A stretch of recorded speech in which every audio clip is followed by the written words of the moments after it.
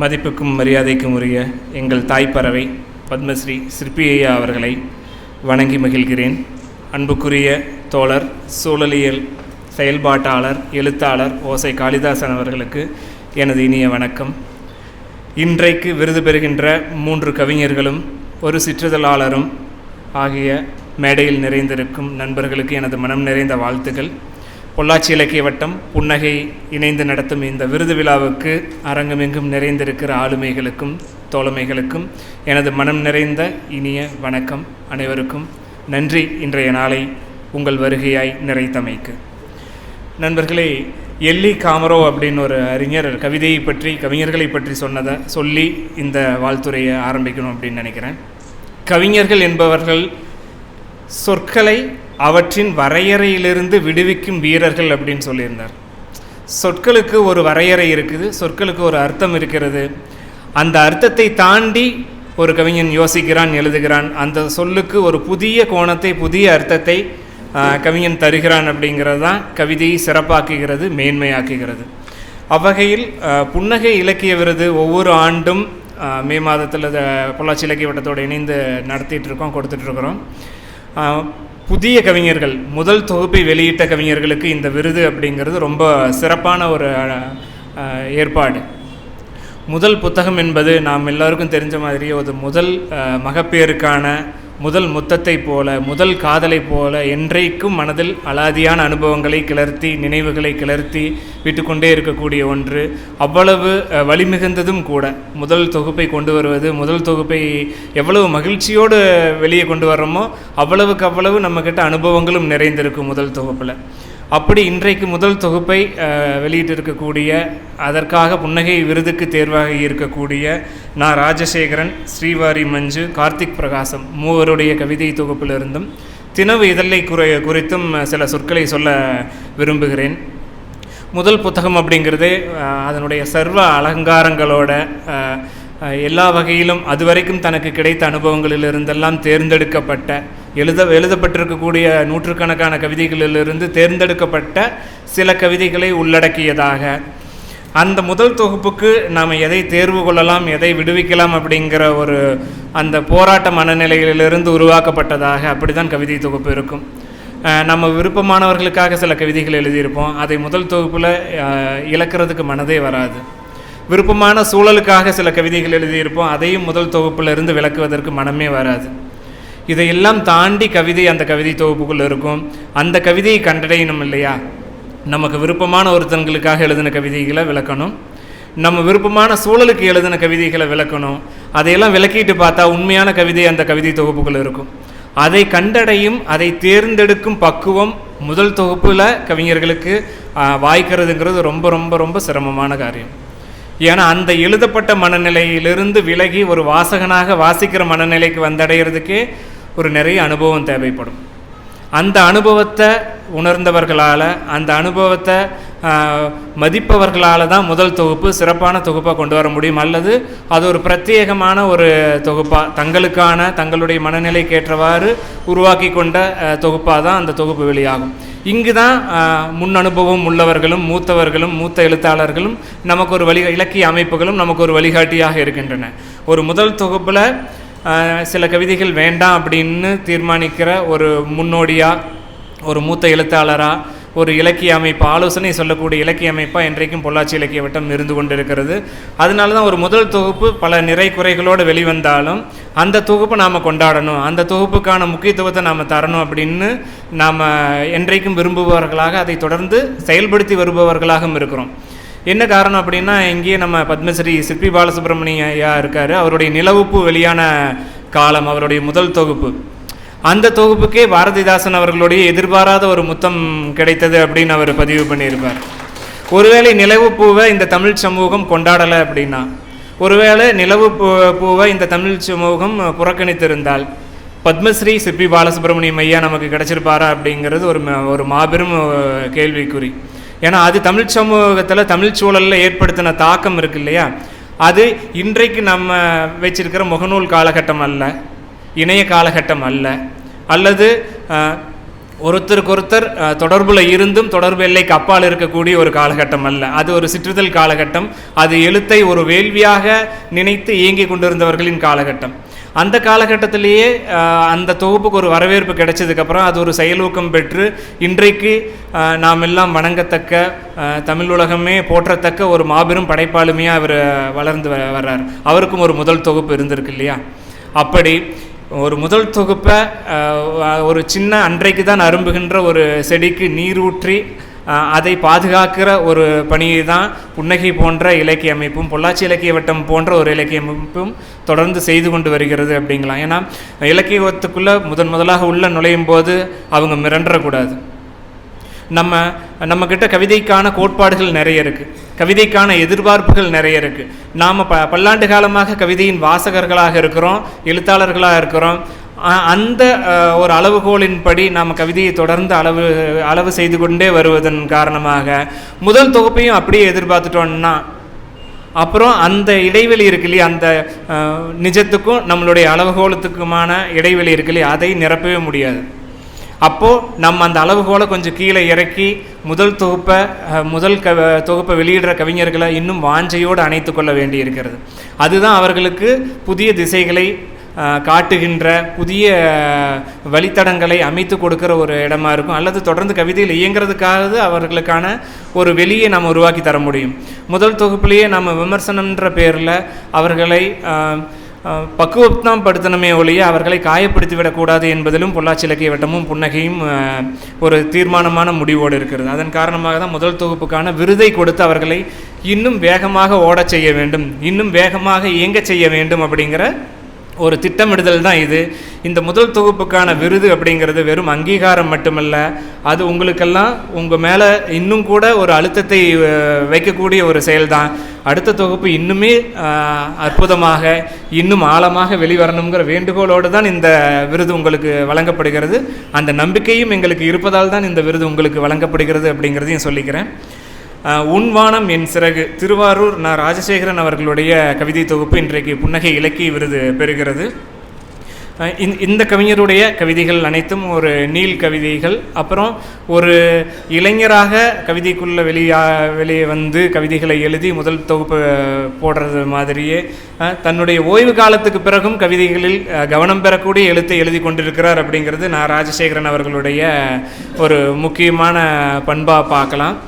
இவரிடமிருந்து 2 கவிதைகளை வாசித்து காட்டுவதன் வழியாக புன்னகை இலக்கிய விருதுக்கு நியாயம் செய்ய முடியும் அப்படின்னு நினைக்கிறேன்.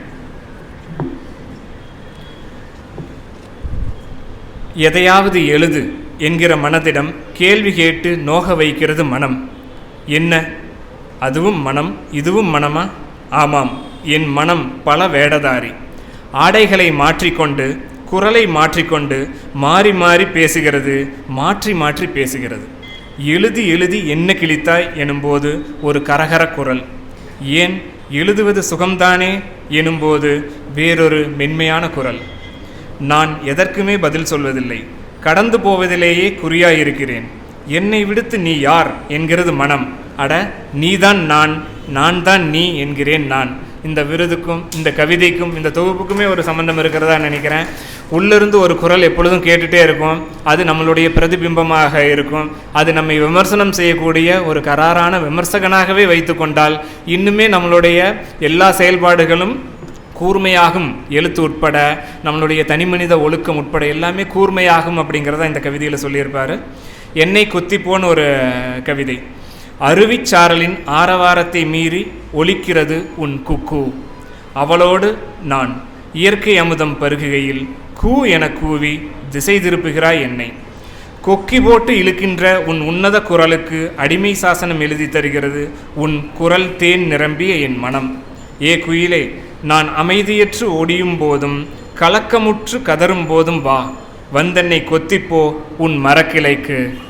இப்படி ஒரு கவிதை, தன்னை பற்றிய ஒரு கவிதை, இயற்கையின் ஒரு ரசனையோடு நிறைந்த ஒரு கவிதை. இந்த 2 கவிதை ஒரு பானை சோற்றுக்கு 2 சோறு பதமாக இந்த தொகுப்பில் நான் எடுத்துக்கிட்டேன். இயற்கை சார்ந்து, காதல் சார்ந்து, குடும்பங்கள் சார்ந்து, உறவுகள் சார்ந்து, சமூக நிகழ்வுகள் சார்ந்து இப்படி எல்லா வகையான அம்சங்களும் இந்த கவிதை தொகுப்பில் இருக்குது அப்படின்னு நான் பார்த்தேன். உன்வானம் என் சிறகுக்கு புன்னகை இலக்கிய விருது கிடைத்திருப்பதற்கு திருவாரூர் நான் ராஜசேகரன் அவர்களை மனம் நிறைந்து வாழ்த்துகிறேன். மென்மேலும் உங்கள் கவிதை வளம் பெருகட்டும். நண்பர்களே, நீ என் பரமபதம் ஸ்ரீவாரி மஞ்சு அவர்களுடைய முதல் கவிதை நூல். தொடர்ந்து இணையதளங்களில் முகநூல் குழுமங்களில் எழுதி கொண்டிருக்கக்கூடியவர். அவர் இந்த தொகுப்புக்கு முன்னாலேயே அவருடைய கவிதைகளை நான் அறிவேன். அவரிடமிருந்து சில கவிதைகளை நான் உங்களுக்காக நீ என் பரமபதம் படைப்பு பதிப்பக வெளியீடாக வந்திருக்கக்கூடிய இந்த புத்தகத்திலிருந்து சில கவிதைகளை வாசிக்கிறேன். கையேந்துபவனிடம் ரேகையை ஆராய்ச்சி செய்யாதீர்கள். 3 வரி தான். உங்களிடம் கையேந்துபவனிடம் ரேகையை ஆராய்ச்சி செய்யாதீர்கள். இந்த 3 வரி தருகிற திறப்பு இருக்கு இல்லையா, நம்ம சிந்தனை ஓட்டத்தை மாற்றி அமைக்கக்கூடியது இருக்கு இல்லையா. நம்மக்கிட்ட யாராவது உதவின்னு கேட்கும்போது நமக்கு சொல்லப்பட்டிருக்கிறது ஒன்று, பாத்திரம் அறிந்து பிச்சை போடு அப்படின்னு ஒன்று சொல்லப்பட்டிருக்கிறது. அதற்கு எதிர் துருவத்திலிருந்து ஸ்ரீவாரி மஞ்சு சொல்கிறாங்க, கையேந்துபவனிடம் ரேகையை ஆராய்ச்சி செய்யாதீர்கள். நீங்கள் அந்த ஆராய்ச்சியெல்லாம் பண்ணாதீங்க. கையேந்திரான்னா கையேந்திர நிலைமைக்கு ஒருத்தன் இருக்கான், அவனுக்கு உதவுகிற இடத்துல நீங்கள் இருக்கீங்க, உதவி செய்யுங்க அப்படிங்கிறது. இதை நேரடியான பொருளாக எடுத்துக்கலாம். அதை தாண்டியும் உறவுகளுக்குள்ளே இருக்கக்கூடிய சிக்கல்களை, உறவுகள் கூட நம்ம எந்த தருணத்தில் நிற்கணும் அப்படிங்கிற ஒரு தருணத்தை பதிவு பண்ணுற ஒரு கவிதையாகவும் இந்த கவிதையை பார்க்கலாம். முதலில் இருந்ததைப் போல நீ இல்லை என குற்றம் சுமத்துகிறாய், மறுதளிக்கவில்லை. கிழிந்த முகமூடிகளை மீண்டும் அணிவதில்லை நான் அப்படின்னு ஒரு கவிதை. முதலில் இருந்ததைப் போல நீ இல்லை என குற்றம் சுமத்துகிறாய், மறுதளிக்கவில்லை. கிழிந்த முகமூடிகளை மீண்டும் அணிவதில்லை நான். 2 நிலைப்பாடுகள். ஒன்று, முதல்ல இருந்த மாதிரி நீ இல்லைன்னு நமக்கு நெருக்கமான ஒருத்தங்க கேட்குறாங்க. இல்லை நான் அப்படி தான் இருக்கேன்ற ஒரு பதில். இல்லை நான் மாறிட்டேங்கிறது இன்னொரு பதில். இவங்க 3வது ஒரு பதில் வச்சுருக்காங்க, கிழிந்த முகமூடிகளை நான் அணிவதில்லை. அப்படின்னா இன்றைய நவீன வாழ்வு நமக்கு என்ன கொடுத்துருக்கு அப்படின்னா, நிஜமான முகத்தை எங்கேயும் காட்டுறதுக்கான வாய்ப்பையே நமக்கு கொடுக்கல. முகமூடிகளை மாற்றிக்கொண்டே இருக்க வேண்டியதாக இருக்குது. இந்த மேடைக்கு ஒரு முகமூடி, கீழே இறங்கின ஒரு முகமூடி, வீட்டுக்கு ஒரு முகமூடி, சமுதாயத்துக்கு ஒரு முகமூடி, இப்படி நம்ம முகமூடிகளை மாற்றி மாற்றி அமைத்து கொண்டு தான் நம்ம நிஜமான முகம் நமக்கே கூட மறந்துடும். ஒரு நாடகத்தில் ஒரு ஒப்பனை கலைஞர் சொல்லுவார், அந்த நாடகத்தில் தான் என்னவாக இருந்தோன்னே அப்படியே வீட்டிலையும் இருந்து, அப்படியே தனி மனித வாழ்க்கையிலையும் இருந்து அந்த அசல் தன்மையை இழந்து அந்த போலி உருவத்திலேயே நான் இருக்கிறேன் அப்படின்னு ஒரு கலைஞர் குறிப்பிட்டிருந்தார். அப்படி இப்போ ரஜினி மாதிரியே எப்பவும் அரிதாரம் பூசிக்கொண்டு ரஜினிகாந்த் மாதிரியே பேசிட்டு அப்படியே இருக்கிறவங்க இருக்கிறாங்க இல்லையா, அதுதான் அவர்களுக்கு வாழ்வும் கூட. அந்த மாதிரி நிறைய நடிகர்களை, ஆளுமைகளை பிரதி செய்பவர்கள் இருந்து கொண்டே இருக்கிறார்கள் இல்லையா. அப்படி முகமூடிகளால் ஆனது தான் இந்த வாழ்க்கை அப்படின்னு குறிப்பிட்டிருந்தாங்க இந்த கவிதையில். இன்னும் ஒரு கவிதை, உங்களுக்குள் உங்களில் ஒருவனாய் உறவோடு பிறந்திருக்கிறான். இந்த 3 தொகுப்புலேயும் ஏதோ ஒரு மைய இலை ஓடிட்டே இருந்து அது 3 தொகுப்புக்கும் ஒரு ஒற்றுமையாகவே இருந்து அதை இறுதியாக சொல்கிறேன். முன்னால் தொகுப்பில் வாசித்த ஒரு கவிதையும் இந்த கவிதைக்கும் ஒரு ஒற்றுமை இருக்குது. உங்களுக்குள் உங்களில் ஒருவனாய் உறவோடு பிறந்திருக்கிறான் ஒருவன், இருவருக்கும் வயதும் ஒன்றுதான். சுருண்டு படுக்கையில் வீழும் பொழுதெல்லாம் அவன் சுறுசுறுப்பாகிறான். அவன் சுறுசுறுப்பாவதை கண்டுகொண்டால் நீங்கள் அவனை அடக்கி விடுவீர்கள். நீங்கள் அவனை விரும்புவதே இல்லை, அவனோ நியதியின்படி உங்களை விரும்பிக் கொண்டே இருக்கிறான். இருவருமாய் ஒரு நாள் கைகுலுக்கும் பொழுது அவன் நிரந்தரமாய் உங்களை விட்டு பிரிந்திருப்பான். உங்களை விட்டு பிரிந்திருப்பான். நீங்களும் அவனை தேடப்போவதே இல்லை. இருவரும் இணைந்தே ஒரு பிடி சாம்பலுக்குள் அடங்கியிருப்பீர். நமக்குள்ளே இருக்கக்கூடிய நம்மளை தான் இவங்களும் சொல்லியிருக்காங்க. நமக்குள்ளே இருக்கக்கூடிய மனசாட்சி சில சமயங்களில் நமக்கு ஆதரவாக பேசிகிட்டு இருக்கும், சில சமயங்களில் நமக்கு எதிராகவே பேசிகிட்டு இருக்கோம். அந்த மனசாட்சியை அல்லது அந்த ஆன்மாவுன்னு நாம் நினைக்கிற ஒன்றை நாம் இறுதி வரைக்கும் புரிந்து கொள்ள முயற்சி தான் செஞ்சுட்டே இருப்போமே ஒழிய அதை முழுசாக புரிஞ்சுக்க மாட்டோம் அல்லது அதனோடு உடன்பட மாட்டோம். முழுதாக புரிந்து கொண்டாலோ அல்லது நமது மனசாட்சியின் குரலுக்கு நாம் செவிசாய்த்து விட்டாலோ அல்லது உடன்பட்டு விட்டாலோ நம்ம வாழ்க்கை இன்னும் கூட 1 மில்லிமீட்டர் அதிகமாக உயர்ந்துடும். அந்த வித்தியாசம் இருக்குது இல்லையா, அந்த மனசாட்சியின் குரலுக்கு நாம் குரல் கொடுக்கறதுக்கும் கொடுக்காமல் நம்ம வேலையை பார்க்குறதுக்குமான அந்த வித்தியாசம் இருக்குது இல்லையா, அந்த வித்தியாசத்தை அந்த 1 மில்லிமீட்டரை குறைக்கிறதுக்கான வேலையை தான் தியானம், புத்தக வாசிப்பு, எழுத்து இது எல்லாம் செஞ்சிட்ருக்கு அப்படின்னு நான் நம்புகிறேன். இவர்களுடைய அந்த நீயின் பரமபதம் கவிதை தொகுப்பும் அப்படி தான். முதல் கவிதை தொகுப்புக்கான எல்லா அலங்காரங்களோடும் வந்திருக்கு அப்படின்னு நம்புகிறேன். காதல் கூடவே தத்துவம் அதிகமாக இவங்க பேசுகிறாங்க.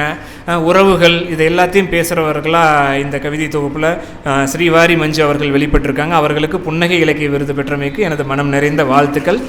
தொடர்ந்து உங்களுடைய தளம் விரிவாகட்டும். உங்களுடைய கவிதை தொகுப்புகள் இன்னும் மிகச்சிறப்பாக வெளிவர வேண்டும். பல்வேறு விருதுகளும் மேடைகளும் உங்களுக்காக காத்திருக்கின்றன. வாசகர்களும் காத்திருக்கிறார்கள். வாழ்த்துக்கள். அடுத்ததாக இப்பொழுதும் அங்குதான் இருக்கிறேன், கார்த்திக் பிரகாசம் அவர்களுடைய முதல் கவிதை தொகுப்பு. இதற்கு முன்னாலே ஒரு சிறுகதை தொகுப்பு வெளியிட்டிருந்தாலும் தேநீர் பதிப்பகம் மூலமாக இந்த கவிதை நூல் முதலாவது கவிதை நூலாக வெளியாகி இருக்கிறது. தொடர்ந்து மிகச்சிறந்த நூல்களை மிக நேர்த்தியான வடிவமைப்போடு கோகிலன் அவர்களுடைய தேநீர் பதிப்பகம் வெளியிட்டு வருவதை நாம் இந்த மேடையிலே நிறைய முறை குறிப்பிட்டிருக்கிறோம். அந்த வகையில் இவருடைய சில கவிதைகளை நான் வாசித்து உங்களுக்கு காட்ட வேண்டும் என்று விரும்புகிறேன். காலவரிசைப்படியே இந்த கவிதைக்குள்ளே வரலான்னு நினைக்கிறேன். கருவறைக்குள் நுழைந்து விட்டான், அர்ச்சனை செய்ய அல்ல, சிலையை தொட முடியாது, தீட்டு அவனுக்கல்ல, ஈரடி விலகி நின்று தெளித்தான், பால் பன்னீர் புஷ்பங்களை அல்ல, கிருமி நாசினியை. கவலை வேண்டாம், அவன் உங்கள் கடவுளை காப்பாற்றி விடுவான்.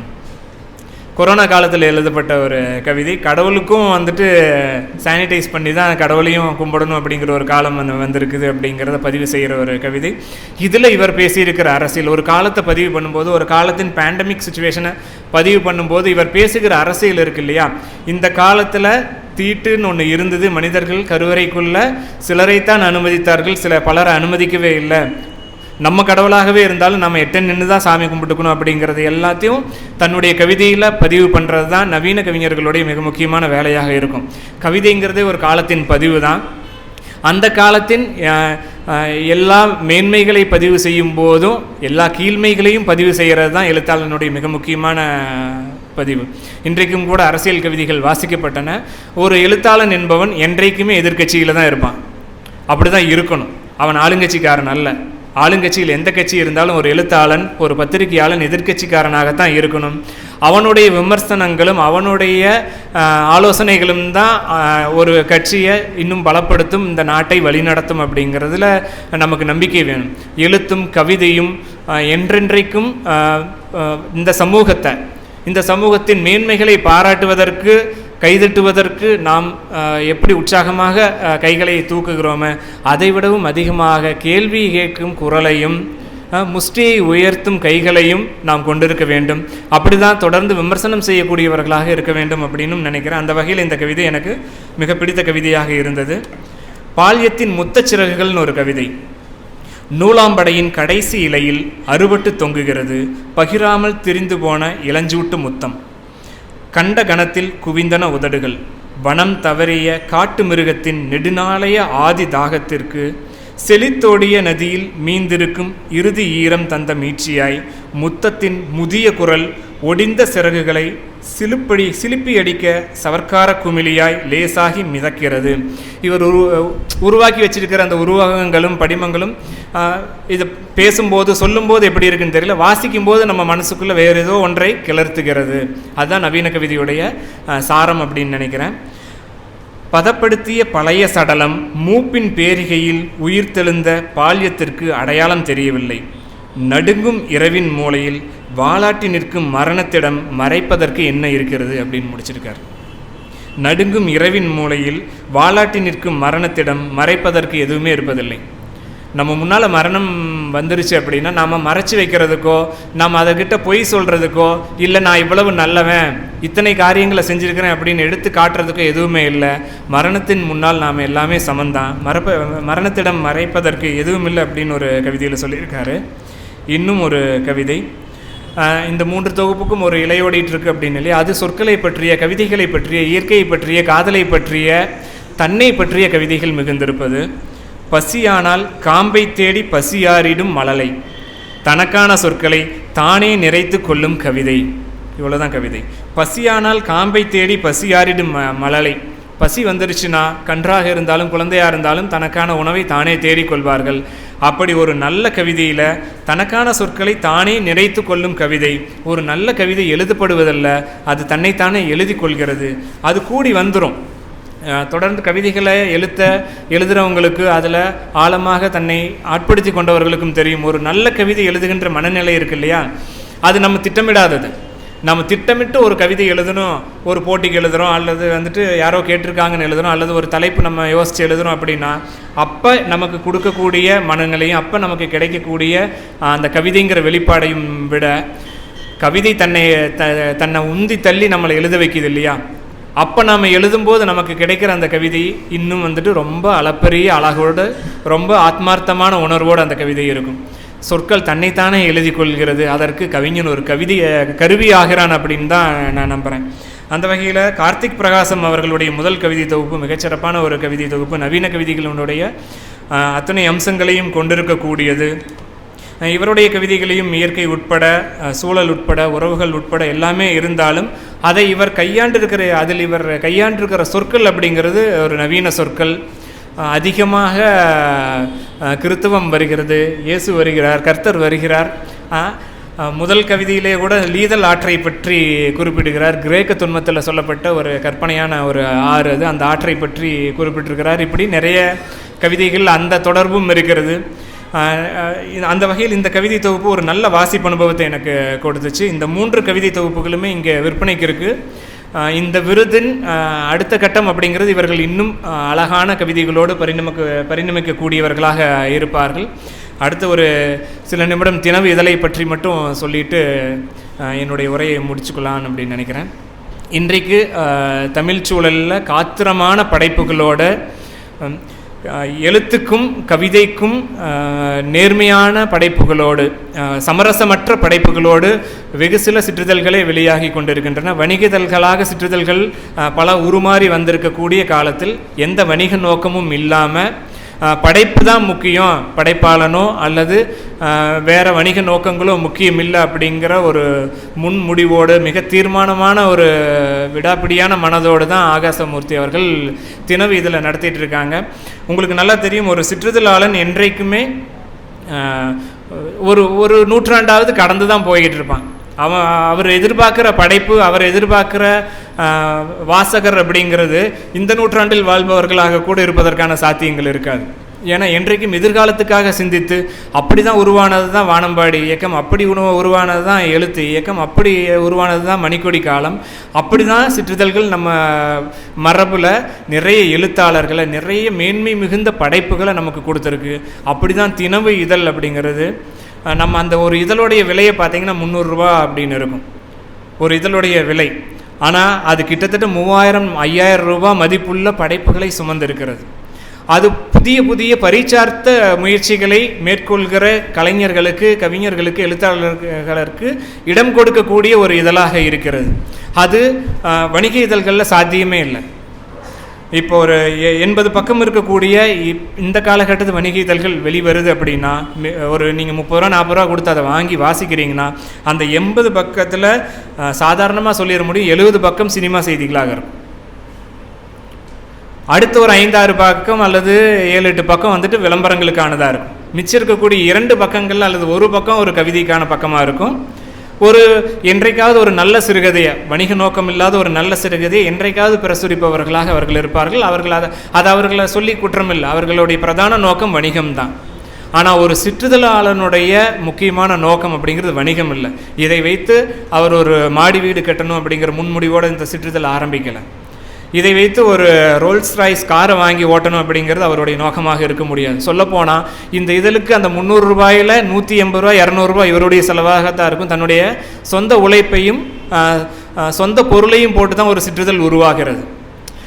அந்த வகையில் இவருக்கு இருக்கக்கூடிய ஒரே நோக்கம் இந்த காலகட்டத்தில் எழுதிட்டு இருக்கக்கூடிய மிக முக்கியமான படைப்பாளிகளை ஒன்றிணைப்பது, அவர்களிடமிருந்து வணிக இதழ்கள் பிரசுரிக்க பயப்படுகிற அல்லது மறுதளிக்கிற காத்திரமான படைப்புகளை வெளியிடுவது, அதை இந்த காலத்தின் சாட்சியாக முன்வைப்பது. இதுதான் ஒரு சிற்றிதழாளனுடைய மிக முக்கியமான நோக்கமாக இருக்கும். இந்த நோக்கத்திலிருந்து ஒரு துளி கூட விலகாமல் வெளியாகி கொண்டிருக்கிற வெகு சில தமிழ் சிற்றிதழ்களில் முக்கியமான இதழ் தினவு. அதை தொடர்ந்து நாங்கள் வாசிச்சுக்கிட்டு தான் இருக்கிறோம். அந்த வகையில் புன்னகை மிக சரியான ஒரு தேர்வாக தினவு இதழுக்கு இந்த விருதை அளிப்பது அப்படிங்கிறது இன்னும் தினவு இதழ் உற்சாகமாக வெளிவரும். இன்றைக்குமே நமக்கு நிறைய பேருக்கு தினவுன்னு ஒரு இதழ் வந்துட்டுருக்கிறது தெரியாது இல்லையா? இன்றைக்கு உங்களுக்கு தெரிஞ்சிருக்கும் இல்லையா தினவுன்னு ஒரு இதழ் வருது அப்படின்னு. அதை தொடர்ந்து கவிதையில் கதைகளில் இயங்கணும் எழுதணும் அப்படின்னு நினைக்கிறவங்க மைய நீரோட்டத்திலேயே இல்லாமல் தொடர்ந்து வணிக படைப்புகளையே வாசித்து அதன் பின்புலத்திலிருந்து கவிதைகளையும் கதைகளையும் எழுதுபவர்களாக இல்லாமல் நவீன இலக்கியம் அல்லது பின்னவீன இலக்கியம் எங்கே போயிட்டுருக்குது, நம்மளை எதை நோக்கி நாம் செல்லணும், எதை வாசிக்கணும், யார் யாரையெல்லாம் நாம் தேடி கண்டடையணும் அப்படிங்கிறத ஒரு அறிமுகப்படுத்தக்கூடிய ஒரு கையீடாகவும் இந்த தினவு இதழ் இருக்குது. தினவு மாதிரியான சிற்றிதழ்களை நாம் தொடர்ந்து வாசிக்கணும். நம்மளுடைய படைப்பு மனம் வலுவாகணும், நம்மளது படைப்பு பலமாகணும் அப்படின்னா நாம் வாசிக்க வேண்டியது வணிக இதழ்களை அல்ல, சிற்றிதழ்களை. அந்த வகையில் தினவு சிற்றிதழ் வந்துட்டு மிக முக்கியமான நம் காலத்தின் இதழ். அந்த இதழுக்கு புன்னகை விருது கிடைத்திருப்பதுக்கு எனது மனம் நிறைந்த வாழ்த்துக்கள் தோழர். தொடர்ந்து இயங்குங்க. இந்த 3 கவிஞர்களுக்கும் அவர்களுக்கான இந்த மேடையையும் மீண்டும் ஒரு முறை வாழ்த்தி, சிற்றிதழையாளரையும் வாழ்த்தி, புன்னகை இதழுக்கும் பொள்ளாச்சி இலக்கிய வட்டத்துக்கும் எனது வாழ்த்துக்களையும் தெரிவித்துக் கொண்டு விடைபெறுகிறேன். நன்றி.